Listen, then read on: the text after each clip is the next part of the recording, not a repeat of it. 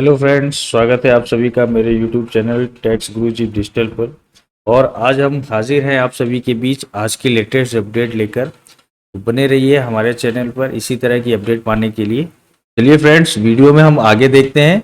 लेकिन इसमें एक पेच यह है कि आपकी टैक्स व्यवस्था का चयन पिछले साल के निर्णय पर निर्भर करता है कि आपने पिछले साल अपना आईटीआर फाइल करते समय किस तरह का टैक्स स्लैब चुना हुआ था। अगर आपने पिछले साल पुरानी व्यवस्था चुनी है तो बाहर निकल गए हैं तो आपको असेसमेंट ईयर 25-26 के लिए भी पुरानी व्यवस्था ही फाइल करना होगा, जब तक आपका इनकम टैक्स पोर्टल और फॉर्म 10 IEA फाइल करके नई व्यवस्था में वापस नहीं आते हैं। ध्यान दें, नई व्यवस्था में स्विच एक बार का विकल्प है। एक बार चयन करने के बाद आप पुरानी व्यवस्था में वापस नहीं जा सकते हैं। यानी अगर आप अपनी टैक्स स्लैब को चेंज करना चाहते हैं तो आप फॉर्म 10 IEA इनकम टैक्स का एक फॉर्म है जिसे फाइल करके नए टैक्स से पुराने टैक्स स्लैब में या पुराने टैक्स स्लैब से नए टैक्स स्लैब में आ सकते हैं। यह लचीलापन एक बड़ा बदलाव है, लेकिन सावधानी पूर्वक योजना की जरूरत है। समय सीमा चूकने पर या गलत व्यवस्था चुनने पर अधिक टैक्स या जुर्माना लग सकता है। तो आइए देखें, अगर आप इन तारीखों को मिस करते हैं तो क्या विकल्प होता है। यदि आपने इन तारीखों को मिस कर दिया तो आपको अपने आईटीआर के लिए क्या विकल्प मिलते हैं। संशोधित आईटीआर फाइल करने के लिए गलतियों को सुधारने के लिए क्या क्या विकल्प है। मूल आईटीआर में गलती हो गई है, घबराए नहीं, आप संशोधित आईटीआर फाइल करके गलतियों को ठीक कर सकते हैं। यानी आप अपना रेक्टिफाई रिटर्न दोबारा से रिवाइज रिटर्न फाइल करके उसमें संशोधन करा सकते हैं जो भी गलतियां हुई हैं। समय सीमा क्या है। अगर आप की समय से आप 31 दिसंबर 2025 तक आईटीआर को संशोधित करके उसमें रिटर्न दोबारा से फाइल कर सकते हैं, चाहे आपने 31 जुलाई 2025 गैर ऑडिट मामले में या 31 अक्टूबर 2025 ऑडिट के मामलों में रिटर्न फाइल किया हो। यानी आपने ऑडिट रिटर्न फाइल है या नॉन ऑडिट रिटर्न फाइल है, आप अपने आईटीआर में 31 दिसंबर 2025 तक किसी भी तरह का संशोधन कर सकते हैं। लागत क्या होगी। सबसे अच्छी बात यह है कि इस अवधि के भीतर संशोधन पर कोई जुर्माना या अतिरिक्त शुल्क नहीं लगता है। यह उन लोगों के लिए एक राहत है जो गलती से आय छोड़ देते हैं या गलत डिडक्शन क्लेम कर लेते हैं।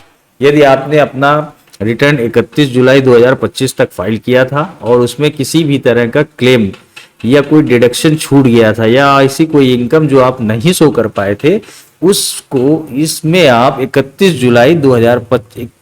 दिसंबर 2025 तक आपके पास समय रहता है, उसमें आप अपना रेक्टिफिकेशन करके अपना रिवाइज रिटर्न फाइल कर सकते हैं।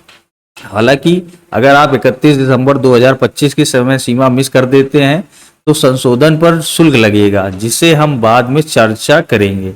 यह प्रावधान तुरंत गलतियों को ठीक करने के लिए प्रोत्साहित करता है, जिससे करदाता के लिए अधिक अनुकूलित हो जाती है।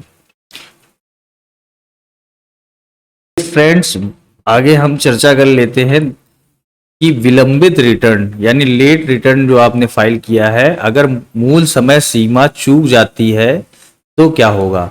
जीवन व्यस्त हो जाता है और कभी कभी 31 जुलाई या 31 अक्टूबर की समय सीमा मिस हो जाती है। चिंता ना करें, विलंबित रिटर्न के एक रास्ता है। समय सीमा आप 31 दिसंबर 2025 तक अपना विलंबित रिटर्न लेट आईटीआर फाइल कर सकते हैं।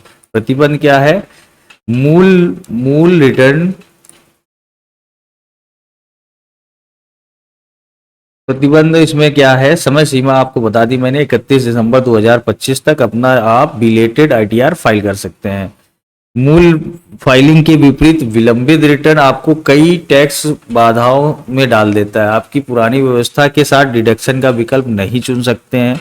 यदि आपने अपना रिटर्न पुरानी व्यवस्था में फाइल किया है तो 31 जुलाई के बाद आपको नए टैक्स स्लैब में ही अपना रिटर्न फाइल करना होगा। आप उसमें स्विच नहीं कर सकते हैं। यानी अगर आप ओल्ड टैक्स या न्यू टैक्स स्लैब को चेंज करना चाहते हैं तो उसे 31 जुलाई 2025 नॉन ऑडिट के केस में और 31 अक्टूबर 2025 ऑडिट के केस में चेंज कर लेंगे तभी आप यह स्विच कर पाएंगे, अन्यथा आप स्विच नहीं कर सकते हैं। विलंब शुल्क आपको लग जाता है, जुर्माना आपकी कुल आय पर निर्भर करता है। और इसके बाद आपको, अगर आपने कुल आय 5 लाख तक है तो आपको 1,000 तक का विकल्प विलंब शुल्क देना होगा। यदि आपने अपना रिटर्न 5 लाख के अंदर फाइल किया है तो उस पर 1,000 की लेट फीस लगेगी 31 जुलाई 2025 के बाद। और आपने, यदि आपकी आय 5 लाख से अधिक है तो विलंब शुल्क बढ़ाकर 5,000 रुपये कर दिया जाता है। इसमें आपको लेट फीस 5,000 रुपये देनी पड़ेगी अगर आपकी इनकम जो ITR में दिखा रहे हैं वो 5 लाख रुपए से अधिक है। कुल आय की गणना नई व्यवस्था में बदल गई है। पहले मानक कटौती 50,000 रुपए या बीमा प्रीमियम जैसे डिडक्शन आपकी कर योग्य आय को कम करते थे। अब नई व्यवस्था में 75,000 की मानक कटौती, स्टैंडर्ड डिडक्शन आपको सैलरीड पर्सन के केस में 75,000 रुपए का मिलता है, जो आपकी सकल आय को उच्च विलंब शुल्क श्रेणी में ढकेल सकती है। उदाहरण के लिए, यदि आपकी सैलरी 6.5 लाख रुपए पर 75,000 की कटौती के बाद भी 5 लाख से अधिक रहती है तो जिसमें आपको 5,000 रुपए का शुल्क लगता है। यह समय पर फाइलिंग की अहमियत को रेखांकित करता है ताकि ये लागतें टाली जा सकें। यदि आपने अपना रिटर्न ड्यू डेट यानी 31 जुलाई 2025 से पहले फाइल किया होता तो इस पर आपको टैक्स नहीं लगता, लेकिन ड्यू डेट के बाद रिटर्न फाइल करने पर आपको पेनाल्टी देनी पड़ेगी, जो कि 5 लाख में 1,000 पेनाल्टी है और 5 लाख के ऊपर 5,000 की पेनाल्टी है। अद्यतन रिटर्न फाइलिंग पिछले ओवरसाइट्स को ठीक करें। अगर आपने पिछले कुछ रिटर्न फाइल नहीं किए हैं तो क्या करें? सरकार ने 1 अप्रैल 2025 से अद्यतन रिटर्न फाइलिंग के लिए नई तारीखें पेश की हैं। आप अपना रिटर्न पिछला फाइल कर सकते हैं। पात्रता क्या है? अगर आप पिछले 4 वर्ष का असेसमेंट ईयर का रिटर्न फाइल करना चाह रहे हैं तो आप उसको फाइल कर सकते हैं। यानी पिछले 4 असेसमेंट ईयर यानी असेसमेंट ईयर 22-23, असेसमेंट ईयर 23-24, 24-25 और 25-26 तक के रिटर्न आप 4 साल के पिछले रिटर्न को फाइल कर सकते हैं। समय सीमाएं और अतिरिक्त कर क्या लगेंगे इनमें? असेसमेंट ईयर 22-23, फाइनेंशियल ईयर 21-22 के लिए अगर आप मूल समय सीमा मिस कर गए हैं तो आपको 31 मार्च 2025 तक 25% अतिरिक्त कर के साथ फाइल कर सकते हैं। यानी आप अपना 25% कर, अगर आपकी कोई टैक्स लायबिलिटी है तो उसका 25% जमा करके अपना असेसमेंट ईयर 22-23 का ITR फाइल कर सकते हैं। चूंकि वह तारीख बीत गई है, अब आपको 31 मार्च 2026 तक 60% अतिरिक्त कर या 31 मार्च 2027 तक 70% अतिरिक्त कर के साथ आप अपना ITR असेसमेंट ईयर 22-23 का फाइल कर सकते हैं लेट फीस के साथ। असेसमेंट ईयर 23-24 के लिए या फाइनेंशियल ईयर 22-23 के लिए अद्यतन रिटर्न की समय सीमा 31 मार्च 2026 तक है, जिसमें आपको 50% अतिरिक्त कर देना होगा, या 31 मार्च 2027 तक 60% अतिरिक्त कर के साथ इसे आप फाइल कर सकते हैं। इसी तरह आगे बढ़ता रहेगा। असेसमेंट ईयर 24-25 के लिए यदि आप अपना रिटर्न फाइल करना भूल गए हैं तो उसे आप फाइल कर सकते हैं फाइनेंशियल ईयर 22-23। आप 31 मार्च 2026 तक 25% आपको टैक्स देना होगा तथा उसके बाद के लिए अतिरिक्त कर के साथ फाइल कर सकते हैं। सीमाएं क्या हैं? आप अद्यतन रिटर्न फाइल रिफंड क्लेम नहीं कर सकते हैं या नुकसान दर्ज नहीं कर सकते हैं। आपको इसमें अपना रिफंड का क्लेम नहीं कर सकते हैं, ये आपके लिए लॉस होगा। और एक बार फाइल करने के बाद इसे आप संशोधित भी नहीं कर सकते हैं या फिर से फाइल नहीं कर सकते हैं। यदि आपने अपना रिवाइज रिटर्न फाइल कर दिया तो उसे आप संशोधित नहीं कर सकते हैं। आयकर विभाग इन रिटर्न फाइलिंग को वित्तीय वर्ष के अंत में 12 महीने के भीतर प्रोसेस करता है। यह प्रावधान एक दोधारी तलवार है। यह आपको पिछले गलतियों को ठीक करने का मौका देता है, लेकिन बढ़ते अतिरिक्त कर 25 से 70% समय पर फाइलिंग को प्रोत्साहित भी करता है। यानी अगर आप अब इस 25% से 70% तक के टैक्स को बचाना चाहते हैं तो आपको अपना ITR ड्यू डेट पर ही फाइल करना चाहिए। यानी असेसमेंट ईयर 22-23 के लिए 31 मार्च 2026 तक फाइल करने पर आपको एक 1.6 लाख चुकाना होगा। यदि आपका कर दायित्व असेसमेंट ईयर 22-23 के लिए 1 लाख रुपए था और आपने इसे असेसमेंट ईयर 22-23 का रिटर्न 31 मार्च 2026 तक फाइल करने पर आपको 1,60,000 रुपए चुकाने होंगे। यानी 60,000 रुपए आपको एक्स्ट्रा टैक्स देना होगा। ये फ्रेंड्स, वीडियो में हम आगे देख लेते हैं कि प्रमुख टेक अवेज और कार्यवाही योजनाएं असेसमेंट ईयर 25-26 के लिए नए आईटीआर फाइलिंग नियमावली दोनों अवसर और चुनौतियां लाती हैं। यहाँ एक त्वरित सारांश है कि मूल आईटीआर 31 जुलाई 2025 तक गैर ऑडिट के केस में या 31 अक्टूबर 2025 तक ऑडिट के केस में फाइल करें ताकि जुर्माने से बचा जा सके। यदि आप किसी तरह के पेनाल्टी नहीं देना चाहते हैं तो अपना आईटीआर एक ऑडिट की केस है तो 31 जुलाई 2025 तक, नॉन ऑडिट है तो 31 अक्टूबर 2025 तक ऑडिट के केस में आप फाइल करें। गलतियों को 31 दिसंबर 2025 तक बिना अतिरिक्त लागत के संशोधित करें।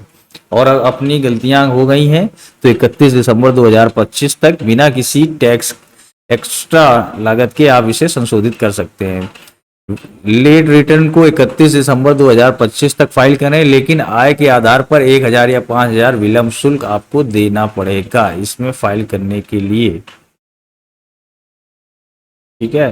पिछले रिटर्न को 3 साल के भीतर अद्यतन करें, जिससे देरी के अनुसार 25 से 70% तक कर लगेगा। स्पष्ट संदेश आपके लिए जाता है कि समय पर फाइलिंग करें ताकि तनाव से आप बच सकें और पिछली समय सीमाओं को मिस की है तो जल्दी कार्यवाही करें ताकि अतिरिक्त लागत कम हो। आयकर विभाग अद्यतन रिटर्न पर समय सीमा के भीतर कोई जुर्माना नहीं लगाएगा। इसके लिए बाद में नोटिस जारी हो सकते हैं। चलिए आगे देखते हैं। आगे वीडियो में बताया गया है ये बदलाव बस शुरुआत है। टैक्स परिदृश्य लगातार बदलता है और अपडेट रहना आपकी सबसे अच्छी रक्षा है। टैक्स गुरुजी डिजिटल यूट्यूब चैनल आपको सब्सक्राइब करें। हमारे टेलीग्राम ग्रुप टैक्स गुरुजी डिजिटल से जुड़े, व्हाट्सएप अपडेट्स का पालन करें। इस ब्लॉग पर दोस्तों और परिवारों के साथ जरूर शेयर करें और आपके सवाल कमेंट्स में पूछें, हम आपकी मदद के लिए हैं। अंत में असेसमेंट ईयर 25-26 के लिए नई आईटीआर फाइलिंग की तारीखें एवं नियम लचीलापन प्रदान करता है, लेकिन मेहनत की मांग भी करता है।